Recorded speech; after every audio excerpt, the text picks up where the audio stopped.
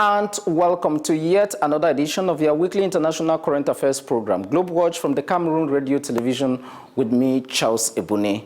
1.7 degrees Celsius. That was the warmest moment ever recorded of any January. That is January 2025 this year, according to the World Meteorological Organization. And it went further. It was of the pre-industrial level, signaling another worrisome element in the fight against climate change. Global warming is becoming more and more visible in every global conversation and in every ordinary human life. Governments, institutions, and other elements of human existence fighting climate change are providing solutions according to their understanding of the best way to fight climate change. One of them is the use of the bamboo and the rattan as a substitute of planting trees and producing a balanced ecological order. The International Organization for the Bamboo and the Rattan, headquartered in Beijing, China, is just one of those global institutions providing a policy guideline in that domain. My guest today on Globe Watch is the Central Africa Regional Director of the International Organization for the Bamboo and the Rattan.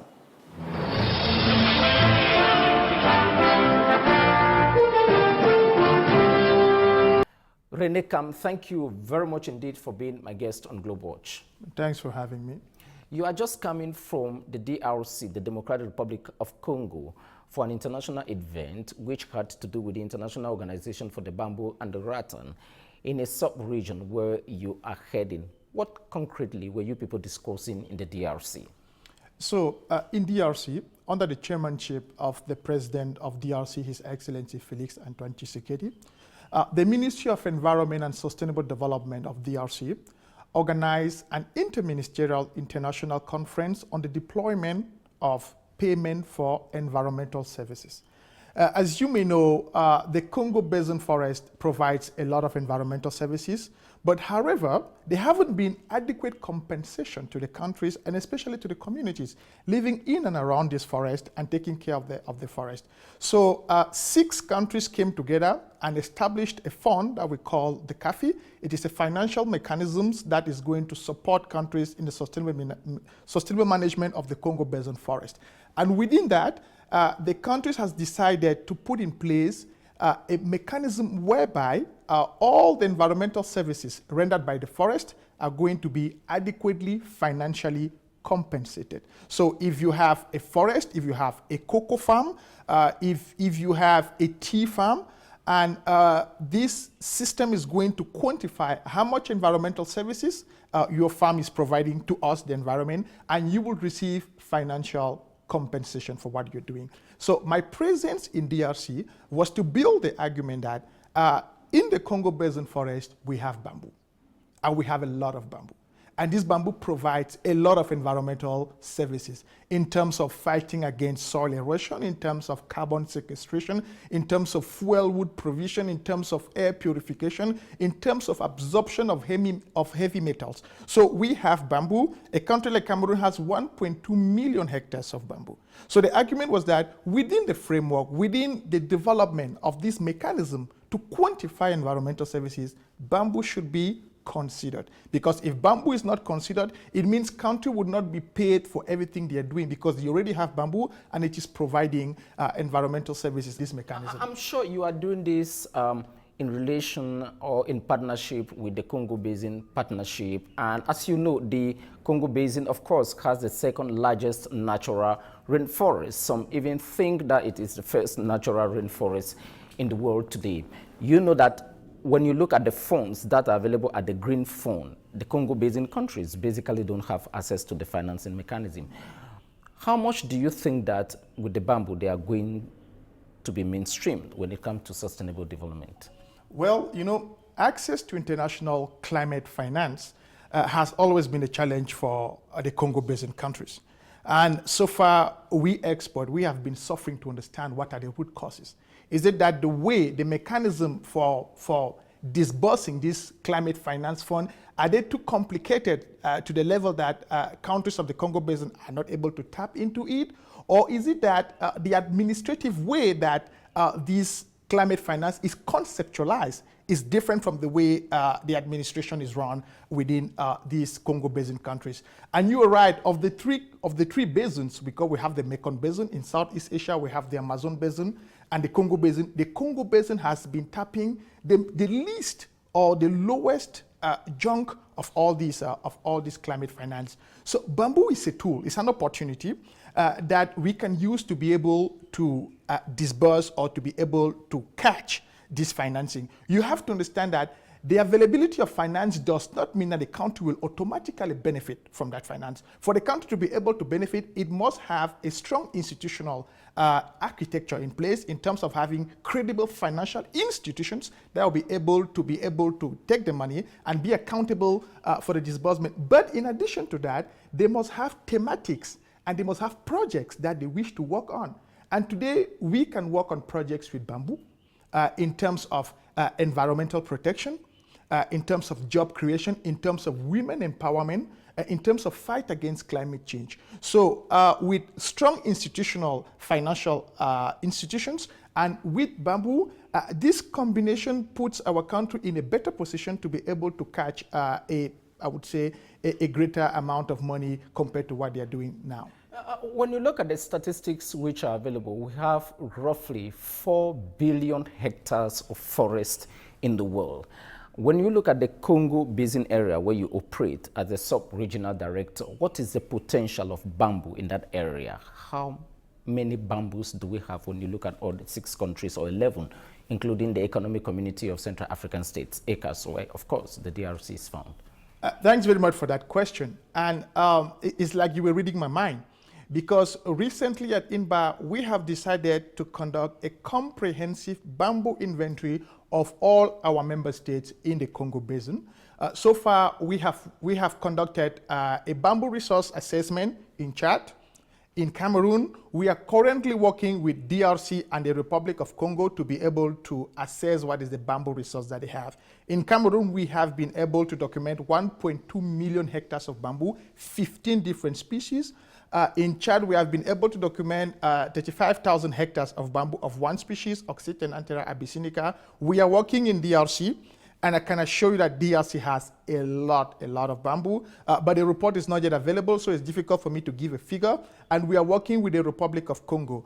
What I have to say is that the fact that these countries have taken the political decision to become INBAR members is a testimony that they have bamboo and that they want to tap into this potential for their economic and environmental development. So the potential of bamboo within the Congo Basin is enormous, and we really wish to complete this inventory so that we should be able to inform our governments that this is the quantity of bamboo resource that we have, and this is how you can use it first at the national level, to be able to address the needs of your people in terms of job creation, in terms of environmental protection, but also at international level. And as you may know, all our countries in the Congo Basin are signatories of the Bond Challenge, where all of them has pledged to be able to restore a significant amount of deforested land. Cameroon has pledged for 12 million hectares that has to be restored. That's 25% of the whole surface of Cameroon. Is a huge pledge.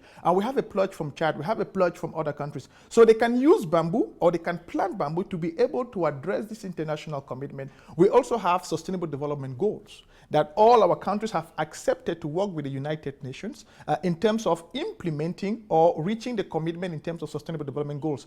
And bamboo can help with 7 out of the 17 sustainable development goals. We have goal number 1, no poverty. When we create jobs with bamboo, we fight against poverty. We have goal number 7, renewable energy. Today we can use bamboo to produce charcoal. Charcoal for either fuel application or agricultural amendment or for cosmetics, because most of our cosmetic product has bamboo. We have goal number 11, sustainable use of resources, where bamboo plays a critical role. We have goal number 13, life on land. We have 15, climate action, and we have 17, partnership elements. I just said that we have roughly 4 billion hectares of forest in the world, but there is even another more interesting figure, which says that we have roughly 3 trillion trees in the world. That should be roughly 400 trees per person.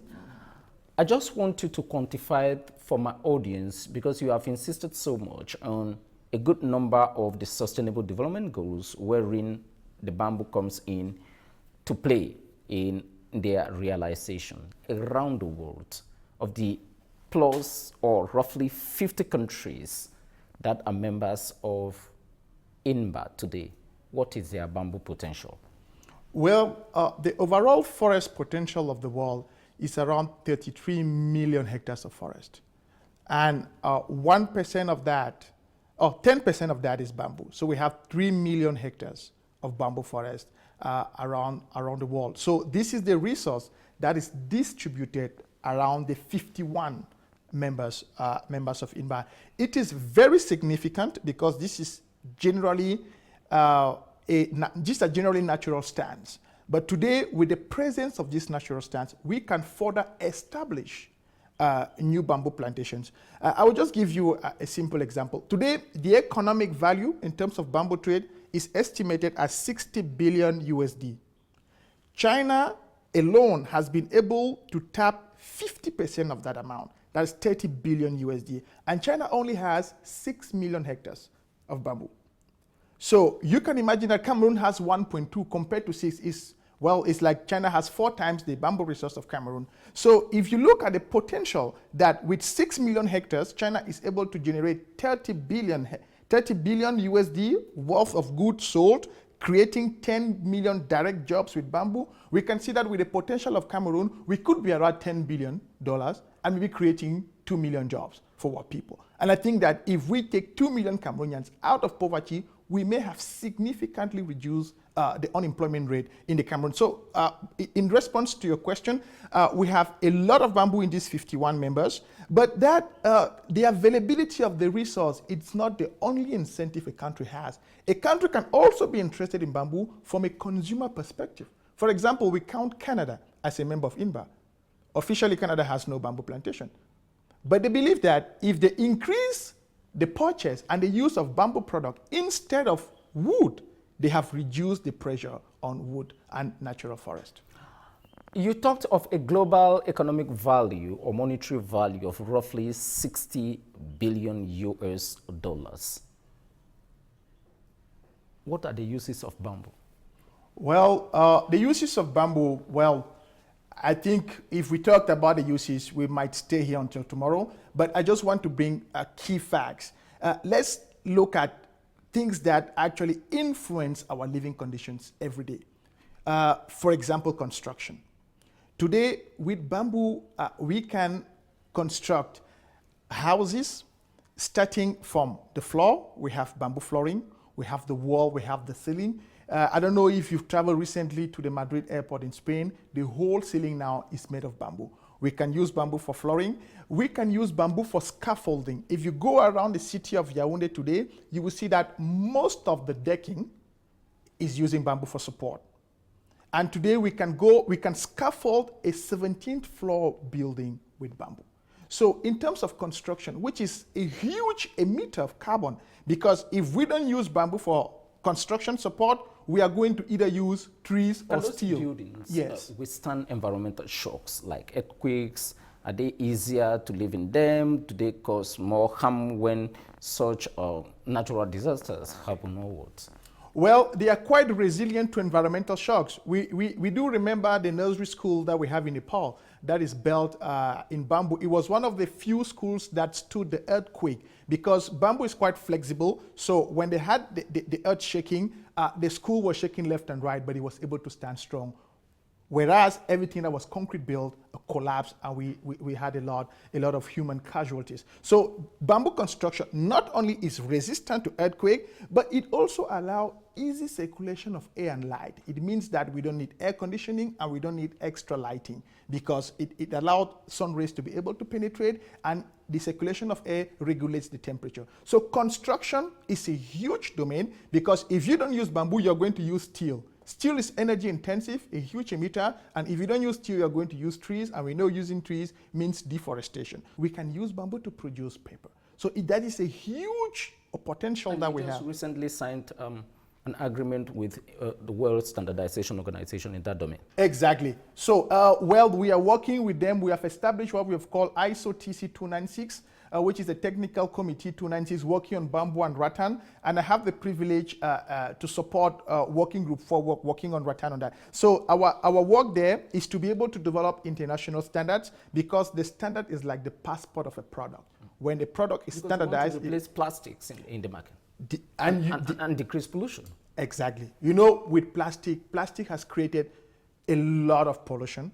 We need to admit that for the past 2 decades, our economy has really been supported with plastic in terms of packaging, in terms of water and everything. But today, we have overproduced plastic and we have not well recycled the plastic. Today, the level of pollution out of the 4 billion tons of plastic that we produce every single year, we are only able to reuse or recycle only 10%. So the 50 other percent is discarded in our rivers, and today we have even been able to get a plastic. So with the bamboo and rattan, we are heading more and more in a circular economy, right? Gradually, we are heading towards that side. The idea is that we try to improve the use of biodegradable material like bamboo over material like plastic and iron. So if you throw a plastic bottle here, it's going to take 50 years to decompose. But if you throw a bamboo bottle there, after 1 year, it has totally disintegrated and the nutrients will go back into the soil, making it more fertile. INBAR states that there are about 10,000 uses of the bamboo and rattan as a structure, as an organization existing since 1997. What are the key programs you are running to mainstream the bamboo and rattan jargon in government policies, to say that this is what we can use to fight climate change, this is what we can use to fight unemployment in your countries, and this is what we can use to raise money for economies? Yeah, so INBAR has established a system whereby we have standard benefits for our members. The very first benefit is the support of the country in the development of a bamboo and rattan national development strategy. So this strategy is like the compass that is going to give the direction of the key axis that the country wants to take. So INBAR supports the country in developing this national strategy, because we do not replace government, we only support government to attain their goals. So in Cameroon, for example, we have developed a national bamboo strategy with 8 axes in terms of policy development, resource development, capacity building, research and development. So these are the axes that Cameroon has defined, and we support them to be able to achieve these goals. So when we have supported a country to develop a national bamboo and rattan strategy, we support the country to develop a dedicated bamboo and rattan policy, because policy is extremely important. The presence of an enabling ecosystem is better than financial incentive.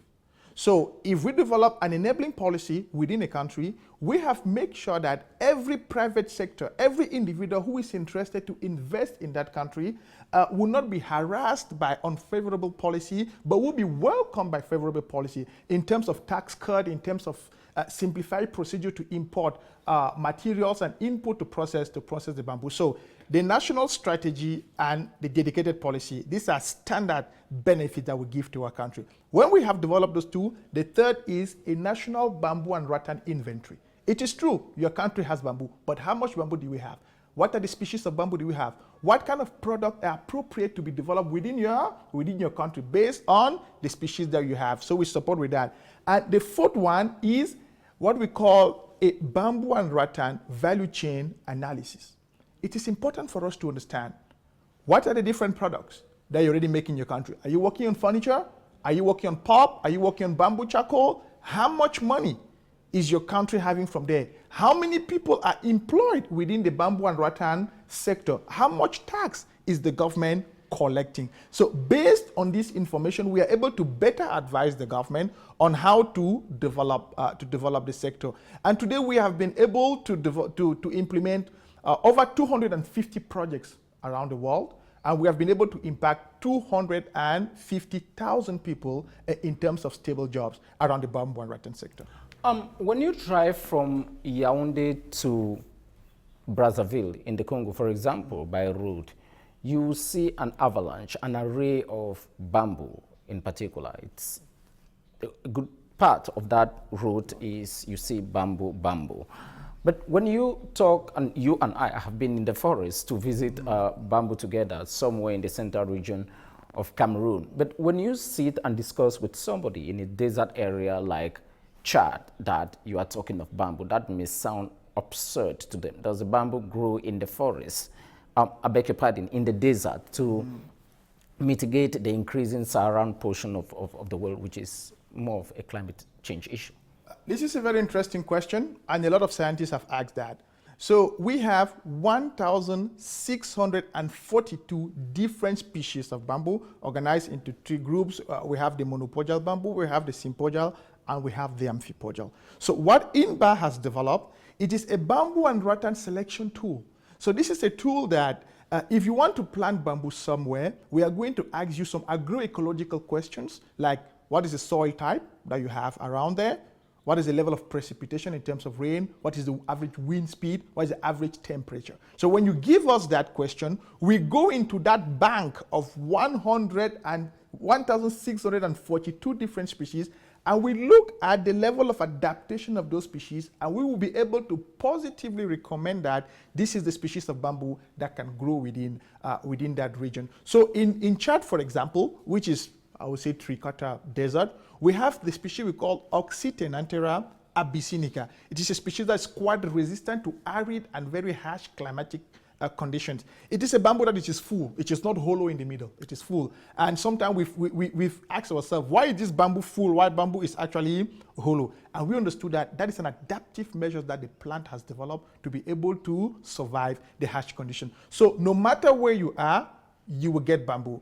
In the past, we used to say that bamboo did not grow in Europe simply because it was a temperate climate and that it has winters. But today, we have been able to see a lot of bamboo nurseries in Europe. So depending... Especially in Russia. Exactly. In Russia, we have bamboo. Even in France, they have a big garden that's fully decorated with bamboo. And it is not in a greenhouse, because anything in a greenhouse would be benefiting an artificial condition, yeah? But it is in nature, and it is able to survive. So no matter where we are, we just use this tool, the bamboo and rattan selection tool, and we'll be able to positively advise what species of bamboo would be appropriate for that zone. The Journal of Nature in 2015, for example, stated that we lose about 15 billion trees every year, something of that nature. About just 5 billion of them are rehabilitated or afforested, depending on the words you want to use for whosoever wants to understand it according to their area where they are found of study. How sustainable is it to plant bamboo? If I have to plant a tree and bamboo for economic or ecological uses, which one will you advise a policymaker? Good. To be able to advise the policymaker, I will start with the end product. What are we aiming at? Let's take, for example, we are aiming at producing either furniture or charcoal, an example. So bamboo matures quite fast. After 5 years, you have a mature bamboo come. For trees, for the fast-growing species, you will take at least 18 years. So in 5 years' time, you have a bamboo that you can use to produce furniture or produce charcoal. For a tree, you will need 18 years. That's the first advantage of bamboo. The second advantage is that after cutting a tree, it does not grow back. If you cut a tree, you need to replant a new one. But after cutting a bamboo come, it sprouts back, it grows back even bigger.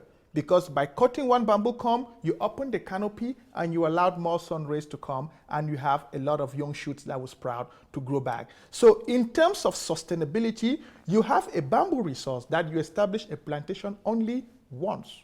So when you take a bamboo seedling, you plant, depending on the species, I would take, for example, if you plant the seedlings of Bambusa vulgaris, one seedling is going to develop into a full clump. That clump would be around 200 clumps. And out of these 200 clumps, you can sustainably harvest 10% every year. So every single year, you can cut 20 clumps. And you can have 200 of those within 1 hectare. So within 1 hectare, you can harvest a truck full of bamboo every single year without the need to replant. But if you established a tree plantation, after harvesting, you have to replant. So in terms of biomass production, bamboo produces biomass faster compared to trees. And this biomass can be used for applications such as charcoal, furniture, house construction. So we can actually focus on bamboo and allow the trees. And that way, we have significantly reduced the pressure that we are exerting on trees. Now, if we want to produce very costly instruments, like musical instruments, for example, like pianos, guitars, you know the sound of this instrument depends on the material that you use. Absolutely. Bamboo may not be appropriate for that. And that will be totally fine that you cut trees. But you will understand with me that cutting trees only for guitar production would not be a big pressure on the forest. But cutting trees for construction, on the other hand, is huge pressure on the forest. So in terms of sustainability, bamboo is quite sustainable. A few years ago, there was a One Forest Summit in Gabon. Okay. And months ago, there was a Three Basins Summit in Brazzaville. In Brazzaville. When they sit and discuss issues of quote unquote the natural forest, and I'm sure that you attend some of those forums or forum, do they really consider bamboo as a forest issue? Well, I think progressively, bamboo is considered as a forest issue. The very first thing is that the administrative definition of bamboo depends on the country. We have countries that have totally decategorized bamboo as a forest product and categorize it as an agricultural product for their own reason. For example, Kenya. Now in Kenya, bamboo is a catch crop. And when we asked the Kenyan government, why do you go that way? They said, look, agricultural laws are way simple compared to forest laws. So we believe that if we want to develop our bamboo sector, it should be considered as an agricultural product. And it makes sense because you can plant bamboo and you harvest it. So it's like an agricultural product. At the same time, bamboo also grows in the forest. So it could also be considered as a forest product. The International Organization for the Bamboo and the Rattan is one of the fewest organizations headquartered in China, of course, where you studied. How is your outline for the next 3 or 5 years look like? What is your plan of action as an organization?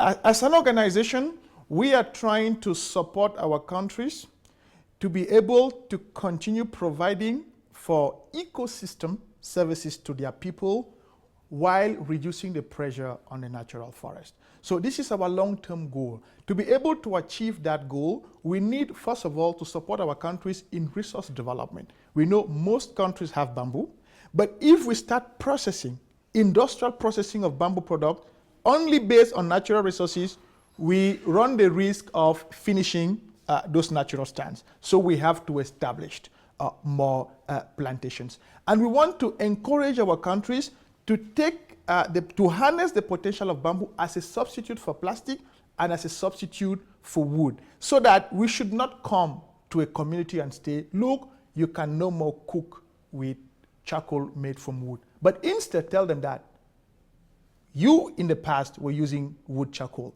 Now we encourage you to use bamboo charcoal. So instead of forbidding them from cutting trees, we give them an alternative, which is bamboo.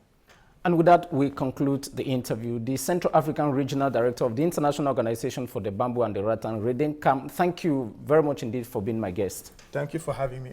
You're welcome.